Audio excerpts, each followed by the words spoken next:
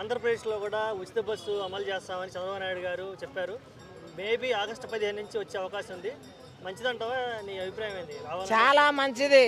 ఇక్కడ తెలంగాణలో సక్సెస్ఫుల్గా రన్ అవుతున్నది, అట్లానే అక్కడ కూడా సక్సెస్ఫుల్గా రన్ అవుతుంది. బరాబర్ రేవంత్ ఎఫెక్ట్ అక్కడ ఆంధ్రాలో కూడా పడిందని ప్రతి ఒక్కరు చూసి నేర్చుకోవాలి. ప్రతి రాష్ట్రంలో ఈ ఒక్క పథకం అమలు కావాలని నేను బరాబరి అనుకుంటున్నా. రేవంత్ రెడ్డి చుట్టం అయింది.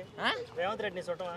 చుట్టం ఎందుకు అవుతాడు? సీఎం అవుతాడు అన్నా. రేవంత్ రెడ్డి అంటే ఒక రాష్ట్రానికి సీఎం.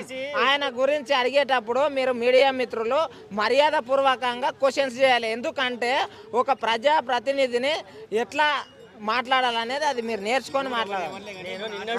లేదు మీ చుట్టామా రేవంత్ రెడ్డి? రేవంత్ రెడ్డి సార్ అనండి. సరే, రేవంత్ రెడ్డి గారు మీ చుట్టమా?